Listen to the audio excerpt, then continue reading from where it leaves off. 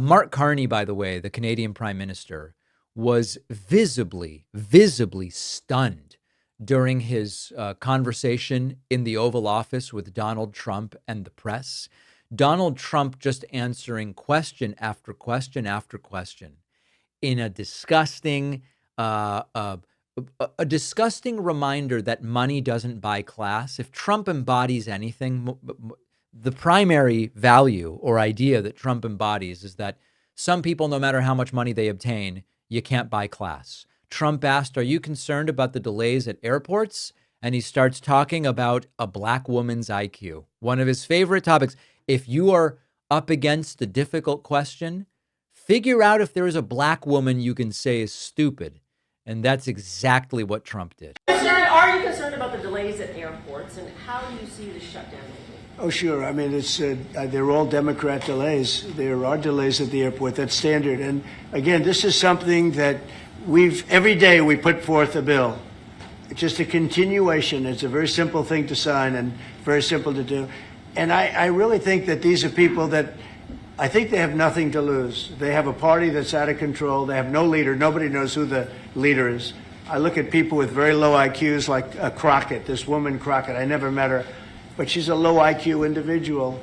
I look at AOC talking about how if they want to negotiate, they can come to my office. She's not in that position to do that. And who the hell is she to say that? You know, this is not a show where I just go, racism.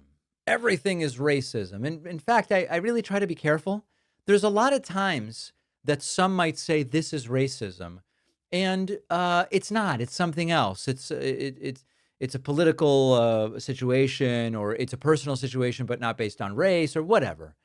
Why is it that Trump is asked a question about airports and suddenly he's attacking two non-white women, two non-white Democrats, and saying that one of them has a low IQ? What? Why is that? Is there any other explanation at this point in time? Donald Trump then asked, why isn't there a deal with Canada? You know, everybody's throwing bouquets at each other. You're saying how great Mark Carney, the Canadian Prime Minister, is. Everybody's getting along. We love Canada. We love the U.S. Everything's great. So why no deal right now?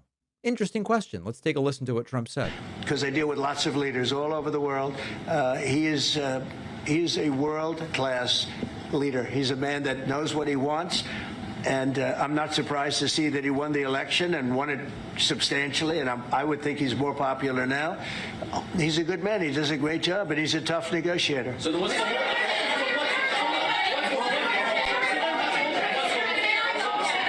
what's holding things up? If he's a great man and you want to do a deal with Canada, why aren't you?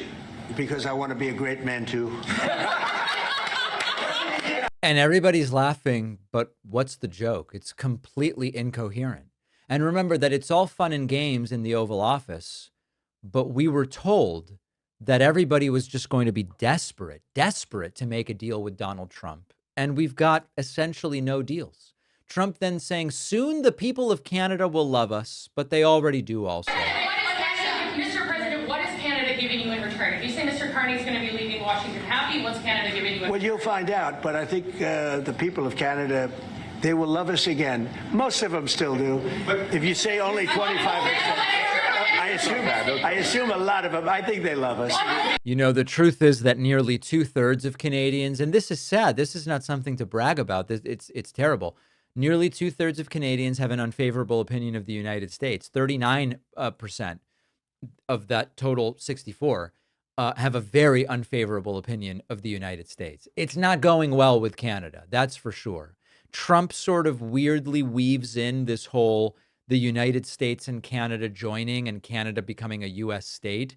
And Carney is quick to say, that's not at all what I'm talking about. Azerbaijan, Armenia, disabling Iran as a force of terror. And now, and I'm running out of time, but this is in many respects the most important.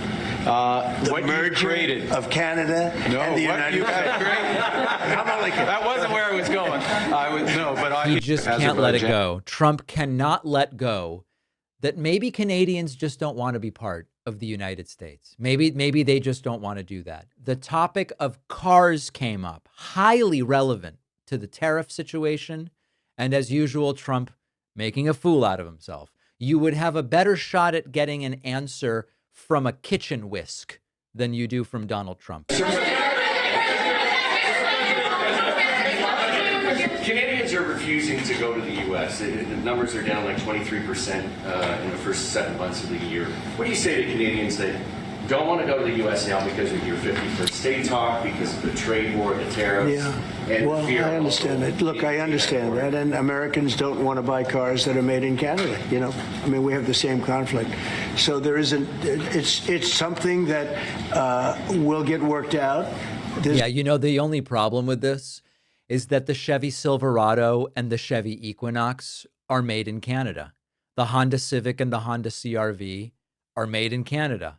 Chrysler Pacifica and the Grand Caravan and the Dodge Charger and the Ford Mustang GTD and a whole bunch of other cars, they're made in Canada. And originally, during Trump's first term, part of that replacement deal to NAFTA, the USMCA, part of it was, let's do joint building of cars, US, Canada, Mexico, and not punish Americans for that. Now Trump's going, we are going to punish those with tariffs. And also, nobody wants these cars anyway, but actually they do. And actually, manufacturers organize themselves in accordance with Donald Trump's stated trade policy goals of his first term under USMCA, which said, no, we're going to work with some of the parts will be from these three countries. The assembly will be in these three countries. And that's cool. That's encouraged. Now it's not. He's punishing the very people that did what he wanted them to do. And this is the theme with Trump. You do what he wants you to do, but then the winds change. And now he punishes you, and you are always the problem.